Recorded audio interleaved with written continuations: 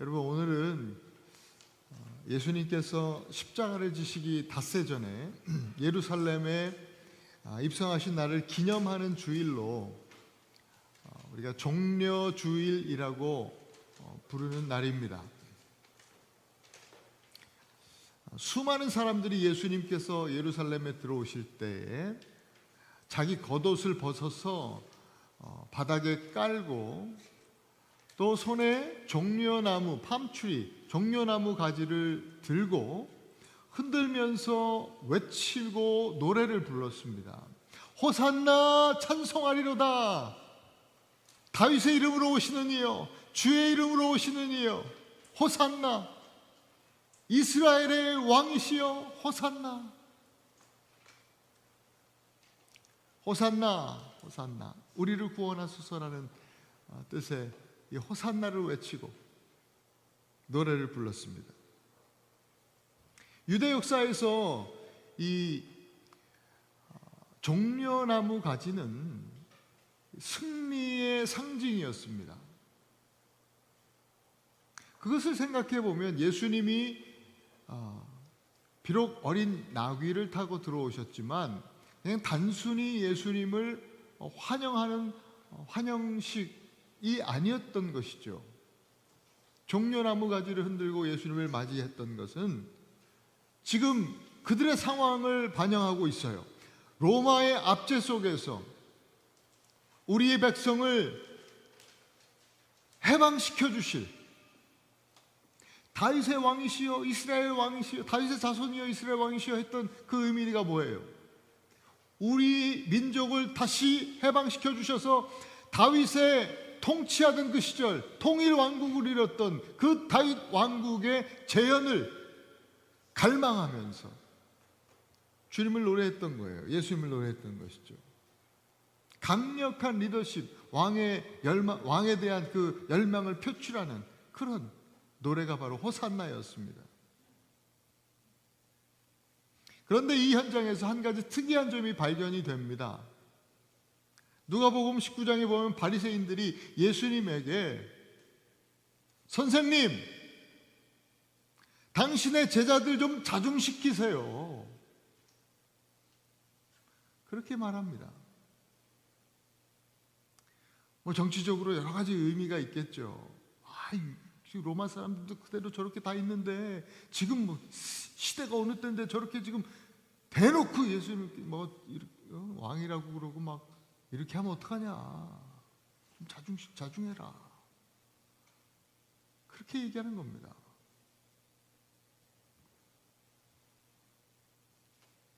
종려주일 그날 예수님은요, 백성들이 마음껏 소리치고 노래하도록 허락하셨어요.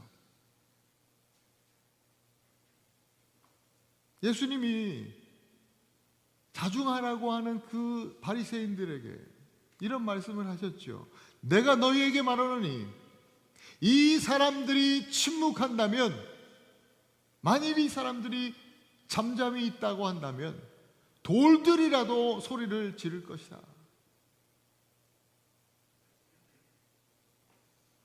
그렇게 말씀하시면서 마음껏 호산나 호산나 노래 부를 수 있도록 그렇게 하셨어요. 그런데 역설적으로 오늘 본문은 예수님의 침묵을 이야기하고 있습니다. 이사야는 예수님의 침묵에 대해서 말씀합니다. 이 침묵은 결코 무력함의 침묵이 아니고 또 두려움 때문에 침묵하는 그런 침묵도 아닙니다. 이 예수님의 침묵은 사랑의 침묵입니다.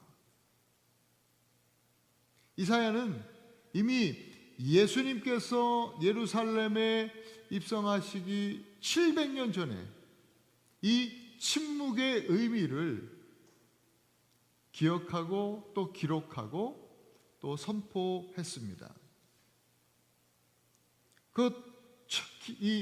이사야가 기록한 이 침묵의 첫 번째 의미, 또 첫 번째 우리에게 주시는 메시지는 침묵의 선택이에요.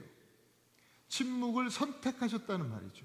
말할 수 있었지만 예수님은 기꺼이 침묵하셨다. 우리 7절 말씀을 함께 한번 읽어보십시다. 시작. 그가 곤욕을 당하여 괴로울 때에도 그의 입을 열지 아니하였으며 마치 도수장으로 끌려가는 어린 양과 털 깎는 자 앞에서 잠잠한 양같이 그의 입을 열지 아니하였도다. 곤욕이라고 번역되어 있는 히브리 단어가 나가스라는 말입니다. 이거는 출애굽기에 등장하는 단어인데요. 이 강제 노동, 노역을 시키는 감독관을 의미하는 단어예요. 출애굽기에서 이집트 사람들이 이스라엘 백성들에게 강제 노역을 시키고 또 그 노동력을 착취할 때 쓰였던 단어가 이 나가스입니다. 지금 하나님의 종은 최악의 이 압제와 억압, 이 나가스 상태에 놓여 있습니다. 그럼에도 불구하고 그는 입을 열지 않았어요. 우리가 읽은 7절 말씀만 해도 입을 열지 않았다는 표현이 2번이나 반복되고 있습니다. 2번 반복하고 있다는 것은 강조죠. 입을 열지 않았다는 이야기를 굉장히 지금 이사야가 강조하고 있는 거예요. 예수님의 침묵에 대한 강조. 동시에 이 침묵은 우연이 아니라 그냥 억지가 아니라 예수님의 그 종의 의도적인 결단이었음을 분명하게 이야기하고 있는 거예요.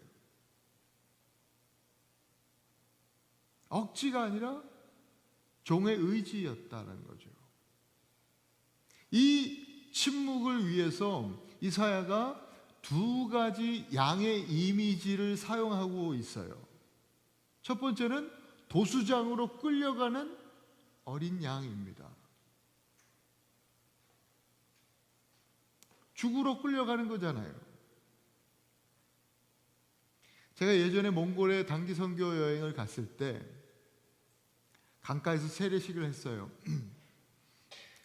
제가 갔던 지역에 목사가 없으니까 이제 단기 선교 왔지만 근데 목사님 저에게 세례 받으려고 수많은 사람들이 줄을 서서 기다리고 있었어요.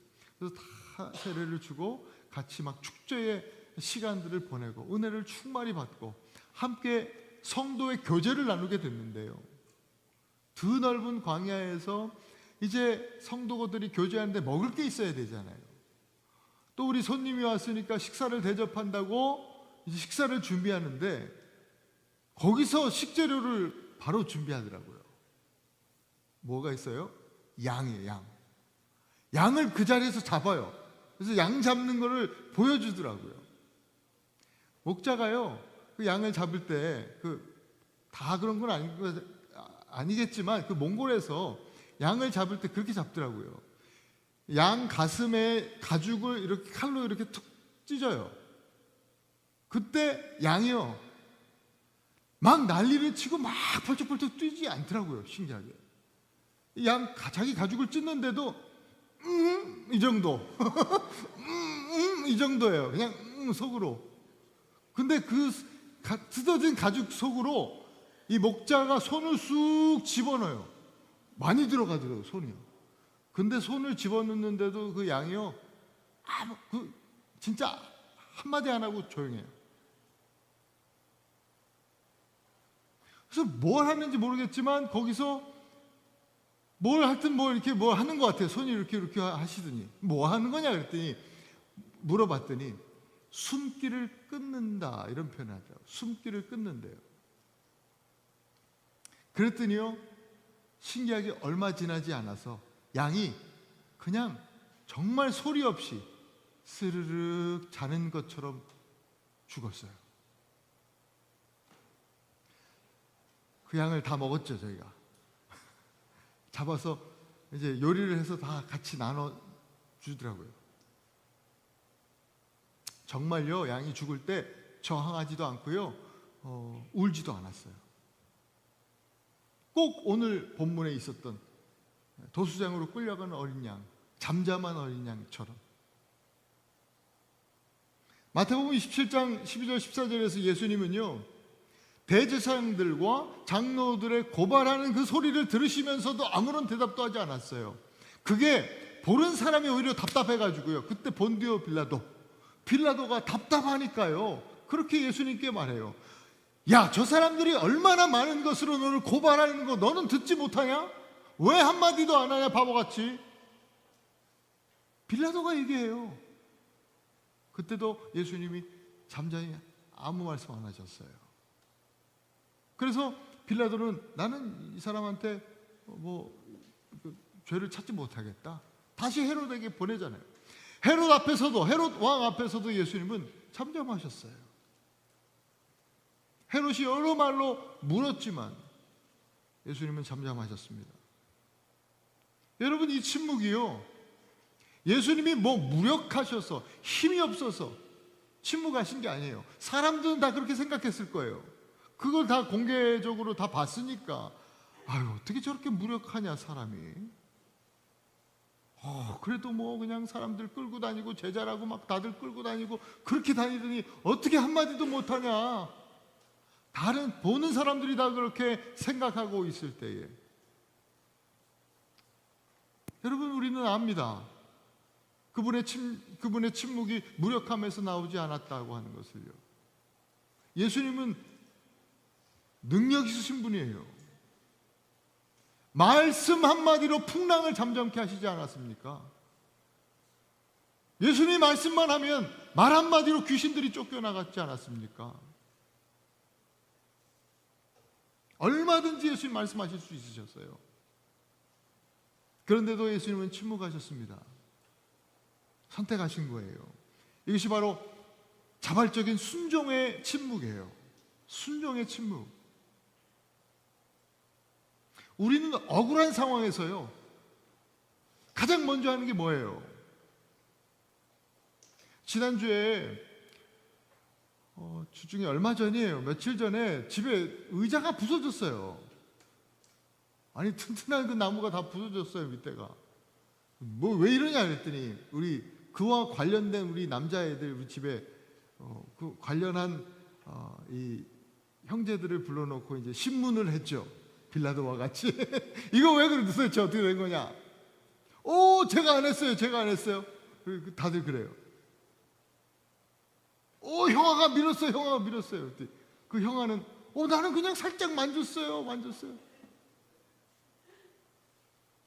아니, 살짝 만졌는데 어떻게 이 튼튼한 나무가 다 박살이 나냐?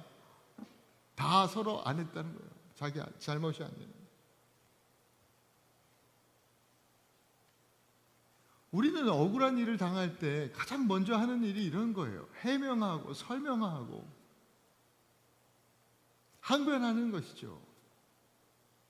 제 잘못이 아닙니다. 상황이 그랬어요. 어쩔 수 없었습니다. 오해하신 겁니다. 그런 뜻이 아닙니다. 우리는 본능적으로 그렇게 자신을 정당화하려고 합니다. 여러분, 그때마다 설명하고 또 해명하고 또 항변하는 것, 그거 나쁜 건 아닙니다. 꼭 나쁘지는 않습니다.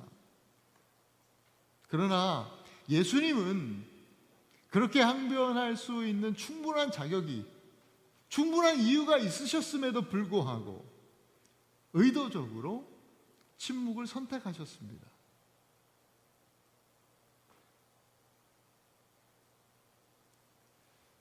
또 다른 양의 이미지가 등장하죠. 본문에 어떤 양이에요?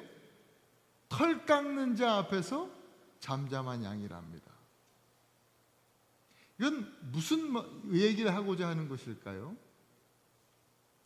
단순히 그냥 털 깎는 자 앞에서 잠잠하다, 단순히 그냥 소리 내지 않는다는 이미지가 아니라요, 양이 목자에게 자신을 완전히 내어 맡기고 있는 그런 이미지를 표현한 겁니다. 모든 것을 체념하고 그냥 가만히 넋놓고 있는 그런 모습이 아니라 목자를 완전히 신뢰하고 있는 그러한 양의 이미지입니다. 겟세마네 동산에서 예수님이 기도하시잖아요. 처절하게 기도하시는데 얼마나 그 기도가 처절했는지 흐르는 땀방울이 핏방울 같이 됐다 그랬습니다. 그런데 그 기도, 이 잔을 내게서 내가 이 잔을 좀 피할 수 있으면 하나님 이 잔을 좀 걷어주세요. 간절히 기도하면서 그 기도의 마지막은 어때요? 피하겠다는 기도예요? 아니에요. 결국은 주님, 하나님 아버지, 나의 원대로 마옵시고 아버지의 원대로 되기를 원하나이다. 순종하겠다는 기도예요. 완전히 하나님께, 아버지께 자신의 삶을 맡겨드리는 그런 기도였어요. 이 순종의 기도가 우리 예수님의 침묵의 뿌리예요. 베드로전서 2장 23절에 이 침묵의 비결을 이렇게 설명해요. 베드로가 욕을 당하시되 맞대어 욕하지 아니하시고 고난을 당하시되 위협하지 아니하시고 오직 공의로 심판하시는 이에게 부탁하셨다. 여기서 부탁한다라는 표현이 바로 그거예요. 자신을 맡기고 위탁한다는 뜻이에요. 예수님은 침묵 속에서 아무것도 하지 않으신 게 아니에요. 예수님은 침묵 속에서 가장 중요한 일을 하셨던 거예요. 그 가장 중요한 일이 뭐예요? 아버지 하나님께 자신의 모든 삶을 맡기고 주님을 완전히 신뢰하는 것이었어요. 하나님께 맡기는 것은요, 아무것도 하지 않는 게 아니에요. 가장 중요한 일을 하는 우리의 신앙인 것입니다. 여러분, 우리의 삶에서도 나가스, 곤욕, 이것이 다양한 형태로 우리의 삶에 찾아오죠. 그럴 때 우리는요, 가만히 있으면 지는 거야, 이런 생각을 하기도 합니다. 그래서 뭔가 우리가 상황을 통제하려고 하는 어떤, 우리가 뭔가 힘껏 뭘 해보려고 하는 그런 의지가 우리에게 있습니다. 그런데요, 오늘 예수님은 또 다른 길을 우리에게 보여주신 거예요. 그 침묵이죠. 그저 가만히 넋놓고 있는 것이 아니라 내가 통제하려고 하지 않고 공의로 심판하시는 하나님께 완전히 맡겨드리는 믿음의 침묵인 것입니다. 그 길을 우리에게 오늘 예수님께서 보여주셨어요. 그 믿음의 침묵은 우리의 어떤 해명보다, 우리의 어떤 설명보다, 우리의 어떤 항변보다 우리의 마음을 더 평화롭게 하는 하나님의 능력입니다. 여러분, 이번 주 한 주간, 고난주간을 우리가 보내게 됩니다. 우리가 통제하고 싶고 말하고 때로는 항변하고 싶을 때도 있을 겁니다. 이번 한 주간 우리 예수님의 침묵을 좀 배워보기를 원합니다. 또 훈련해보기를 원합니다. 항변하기보다는 우리의 삶을 완전히 주님께 전적으로 의지하면서 공의로우신 하나님께서 역사하실, 나는 잠잠히 있지만 하나님 앞에서 침묵하고 내 삶을 맡겨드리지만 위대하신 하나님께서 일하실 것을 기대하면서 하나님 앞에 잠잠히 나아가시는 이 한 주간이 되실 수 있기를 축복합니다. 두 번째는 침묵의 이유에 대한 메시지입니다. 우리를 위해서 예수님이 침묵하셨다, 이 말씀이죠. 사람들은요, 변호하지 않고 침묵하면서 죽임을 당한 예수님 보면서 뭐라고 생각했을까요? 왕으로 있을 다윗의 자손처럼 뭔가 좀 있을 것 같았는데 사람들이 막 노래도 하고 진짜 뭐 무슨 일이 일어나는가 보다, 진짜 쿠데타를 제대로 일으켜서 완전히 그냥 세상을 변화시키려나 보다, 그렇게 생각을 했던 사람이 많이 있었을 거예요. 그런데 그냥 그렇게 무기력하게 죽는 모습을 보고 사람들은 그냥 정치적인 또 군사적인 실패다, 비극적인 죽음이다, 이런 식으로 생각했을 거예요. 그런데 오늘 하나님의 시선은 전혀 다릅니다. 그 8절 말씀입니다. 같이 한번 읽어보시죠. 시작. 그는 곤욕과 신문을 당하고 끌려갔으나 그 세대 중에 누가 생각하기를 그가 살아있는 자들의 땅에서 끊어짐은 마땅히 형벌받을 내 백성의 허물 때문이라 하였으리. 여러분, 침묵과 죽음의 이유가 뭐예요? 마땅히 형벌받을 내 백성의 허물 때문이다 라고 말씀합니다. 허물이란 그저 단순히 잘못한 어떤 일을 얘기하는 게 아니라요, 의도적인 반역, 그리고 그 하나님과의 언약, 그 관계거든요. 이 언약을 깨뜨리는 적극적인 불순종을 의미하는 히브리 단어입니다. 의도적으로 그 관계를 깨뜨려 버린 겁니다. 그러니 마땅히 그에게 그 합당한 대가, 징벌, 징계가, 심판이 내려져야 되지 않겠습니까? 그런데 심판의 자리에 이 종이 서 있는 겁니다. 심판이, 형벌이 이 종에게, 하나님의 종에게 임한 거예요. 이것이 바로 리뎀션, 대속의 원리입니다. 죄를 지은 자가 형벌을 받아야 되는데 죄 없는 자가 그 형벌의 자리를 대신 차지하고 있는 거예요. 그게 대속입니다. 바로 그 일을 예수님께서 하셨다는 거죠. 예수님께서 저와 여러분, 우리를 대신해서 죄인의 자리에, 마땅히 우리가 서야 될 자리인데도 불구하고 예수님이 그 자리에 서셨다는 거예요.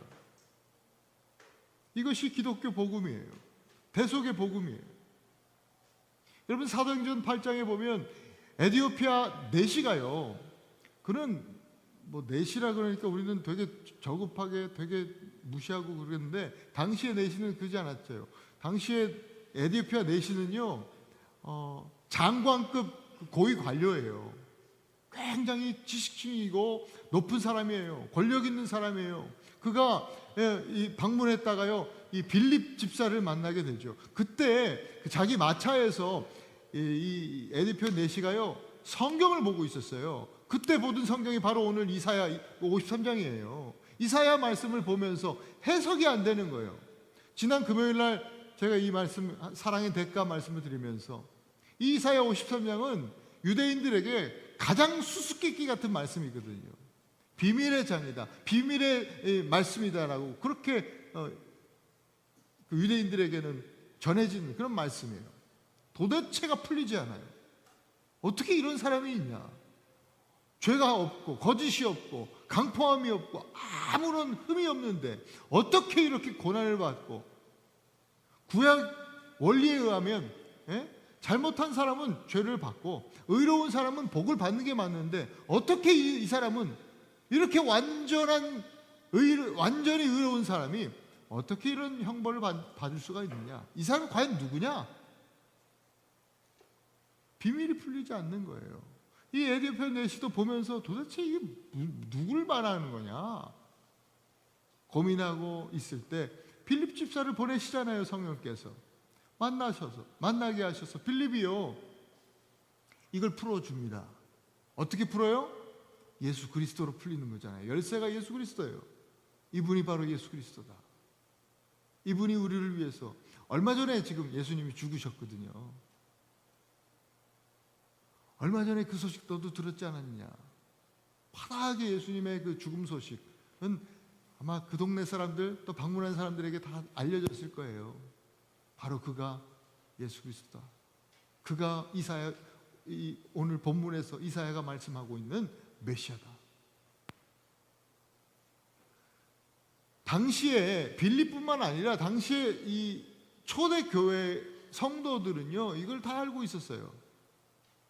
이 예수 그리스도의 침묵과 그 침묵을 통한 대속의 사랑이 이 그리스도 교회, 이 초대교회 공동체 안에 흐르고 있었단 말이에요. 모두 이 대속의 복음으로 충만하게 무장되어 있었어요.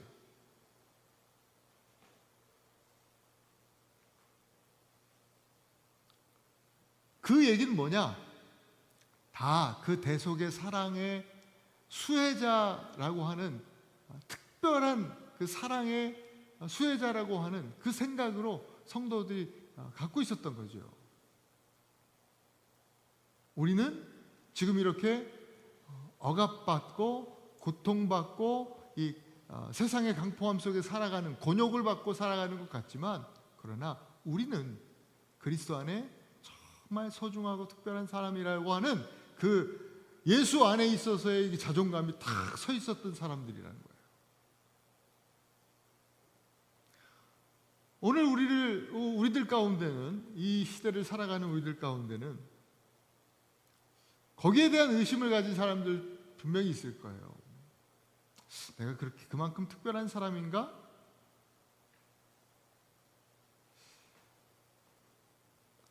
여러분 어떠세요? 오늘 본문은요, 우리들에게 그렇다고 얘기해 주세요. 특별한 사람이라고 우리에게 말씀해 주시는 거예요. 얼마만큼요? 예수님께서 아무런 말씀 없이 저와 여러분들 대신해서 십자가를 지실 만큼 그렇게 특별한 사람이라.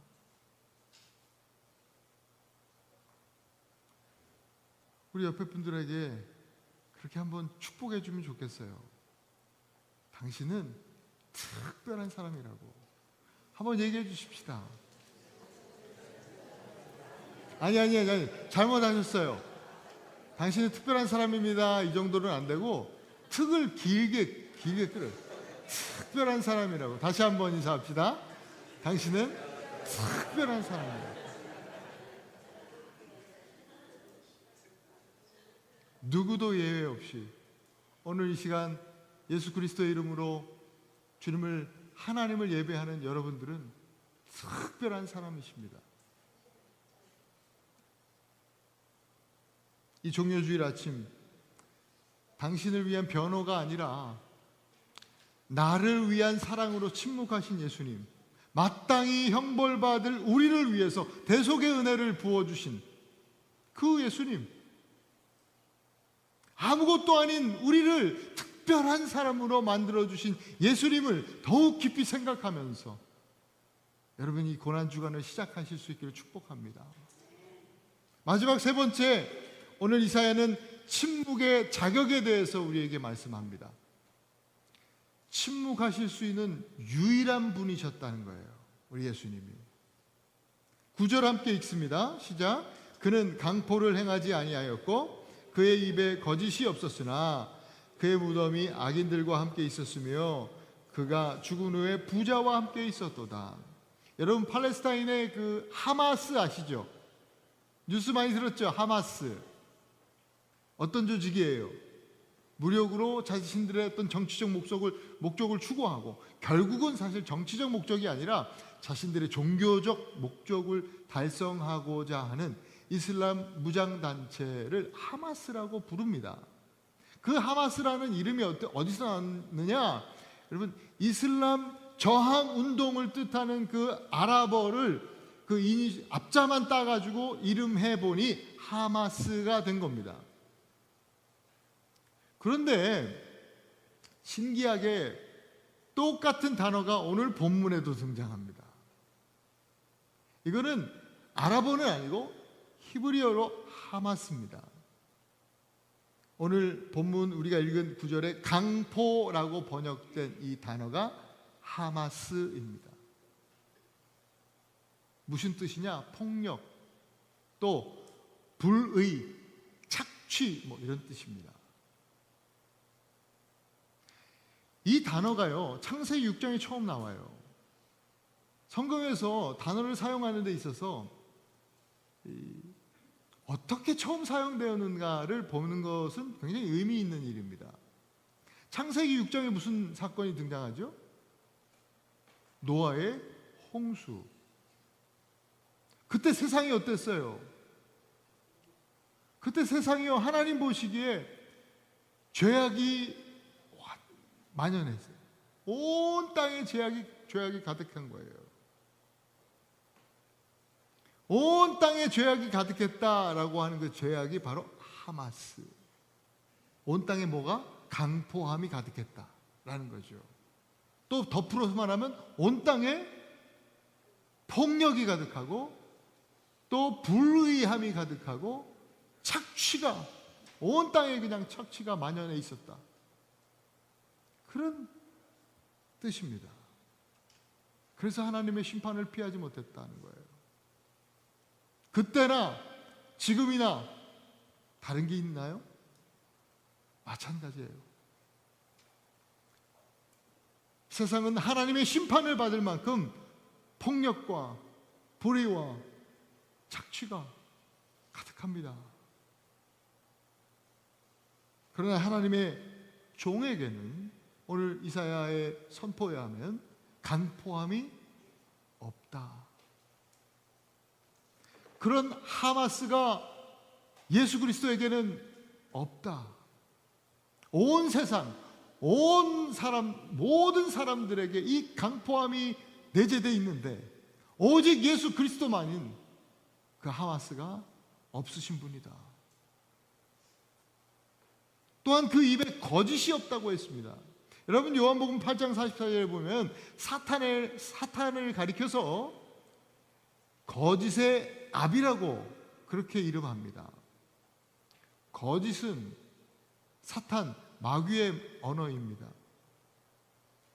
그런데 오늘 이사야의 말씀에 등장하는 종에게는 이 거짓이 없습니다. 단 한 번도 없었습니다. 단순히 말만 거짓말하지 않는다는 의미가 아니라 이것은 그의 말과 또 그 마음과 그 삶의 모든 행동이 거짓됨이 없다는 거예요. 베드로도요, 자신의 서신을 이용해서 이 말씀을 하고 있어요. 베드로전서 2장 22절 말씀이에요. 하나님의 종 예수 그리스도는 죄가 없으시고 거짓이 없으신 분이다. 이건 정말 중요하죠. 정말 침묵할 수 있는 자격이 있으신 분은 정말 그 마음과 그 삶에 하마스가 없는, 거짓이 없으신 유일하신 분 예수 그리스도입니다 라고 하는 선포이기 때문에 그래요. 억울함을 가장 크게 외치실 수 있는 분, 나는 잘못이 없다고 가장 정당하게 말씀하실 수 있는 분이 오히려 잠잠하셨어요. 반대로 우리는 늘 할 말이 많은 사람들이잖아요. 그렇게 생각해요. 하지만 실상은요, 하나님 앞에서 우리는 변명할 수 없어요. 하나님 앞에서 입을 열기 어려운 존재들이에요. 무슨 말을 할 수 있겠어요? 우리 안에 강포함이, 하마스가 가득한데 말이죠. 우리는 친절한 모양은 갖추고 있어요. 그래도 우리 성도, 교회, 크리스찬 아니에요.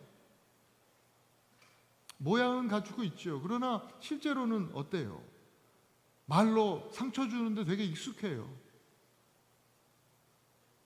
나 너 싫어 라고 딱 꼬집어서 이야기하지는 않지만 친절하게 선을 딱 긋는 방식으로, 아주 친절하게 벽을 세우는 방식으로 사람들을 웃고 즐기면서 비꼬는 유머로, 또 대꾸하지 않는 침묵으로 상대방을 무시하는 데 익숙해요. 또 우리는 거짓말을 대놓고 하진 않습니다. 그런데 많은 경우 나에게 유리한 방식으로 이야기를 편집해서 말하는 것, 이것만큼은 요즘 최신 AI보다 더 뛰어난 것 같아요.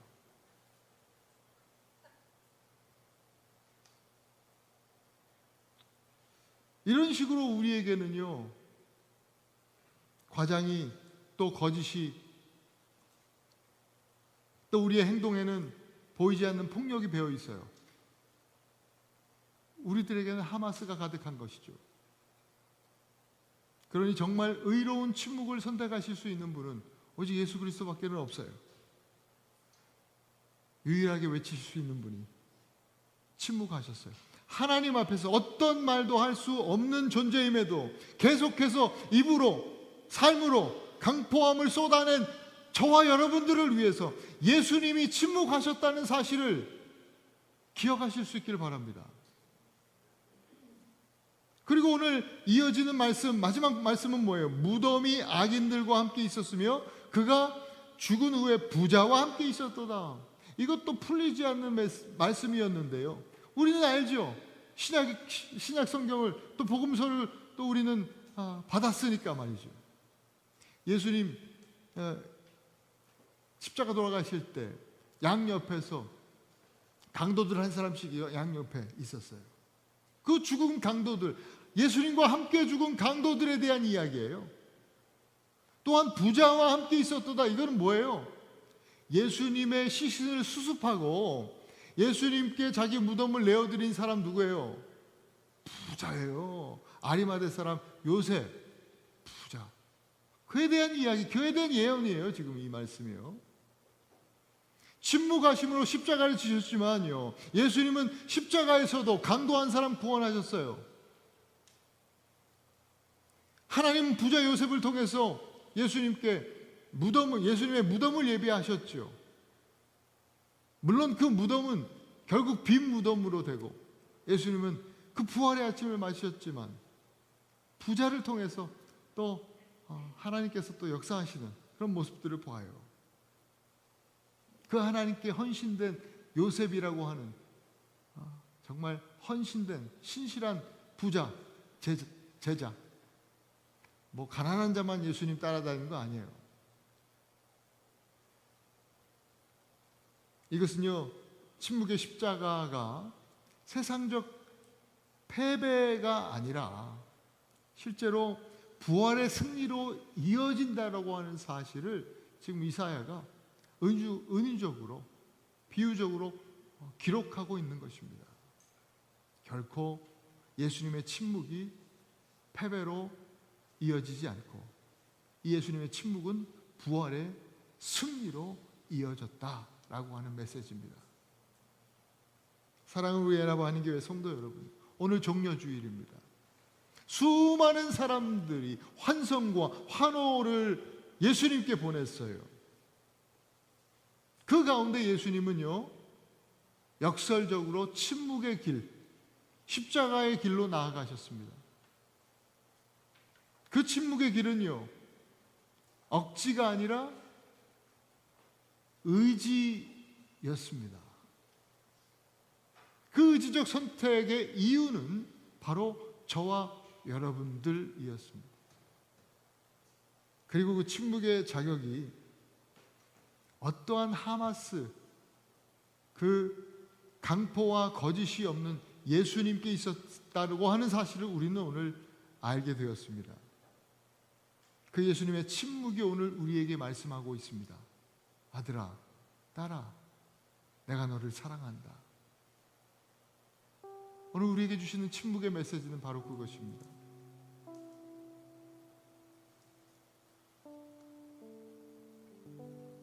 여러분, 한 주간 삶의 자리에서 우리도 예수님의 침묵의 삶을 좀 훈련해 보기를, 또 예수님의 그 사랑의 침묵을 좀 실천해 보기를 소망합니다. 나를 증명하려고, 나를 또 나타내려고, 내 자존심 지키려고 쏟아놓던 그런 말들요, 나를 높이기 위해서 상대방을 깎아내리던 그런 습관들요, 그냥 은근히 선을 그으면서 쏟아놨던 날선 말들, 그건 좀 내려놓고요.